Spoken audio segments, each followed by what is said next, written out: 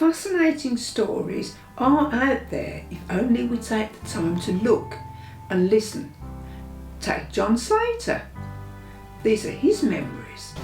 Here we have Mini Monica, which is an exact model of Mighty Monica. And Mighty Monica was one of the first heavy lorries I bought. And we used to carry this Caterpillar in the back of it. And we used to do site work, demolition, donkey engine to start it. And it was, in its day, a good piece of kit, as was the Foden lorry. This is all the harvesting prior to the combine harvester, which came out late 50s, very early 60s. So when I was 15, we used these binders, which cut the corn. The sheaves came out the back, then they would be scooped up. After 3 weeks, you'd cart them up into the farmyard and put them into ricks. Then in the winter, this thrashing box would come and you'd thrash your corn and your corn would come out here. These bags would be anything up to 200 weight. So to get them on the back, they'd wind them up like that so the man could get it on his back and run off up to the grain store.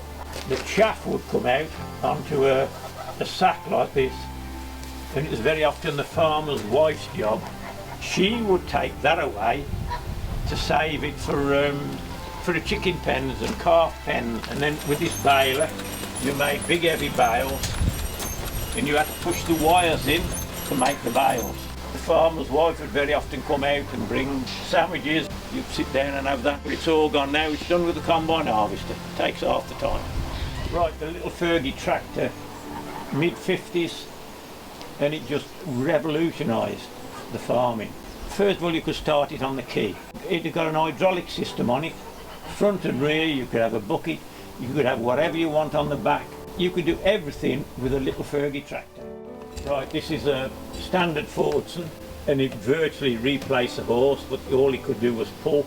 My man made this for me because we have got the original model of that one. Right, this is a model of the big haulage steam engine that Alan made. I think he made a lovely job of it.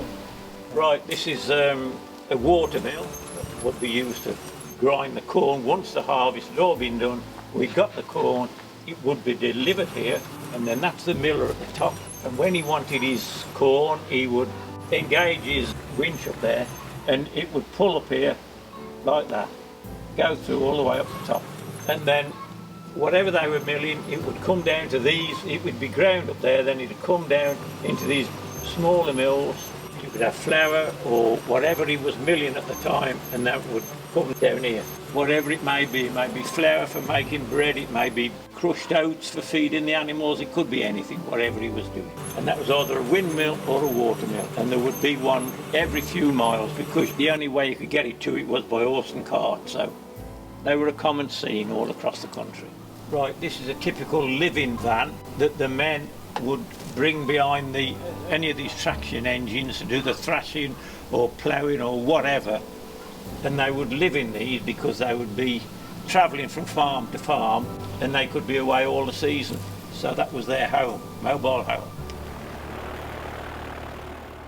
The Lancaster is the latest addition, and that came about as my brother took me for my 80th birthday to have a taxi ride in Just Jane, and I was so made up with it. When we come back, I rung my man and said, could we make a Lancaster? And his answer was yes, and there it is.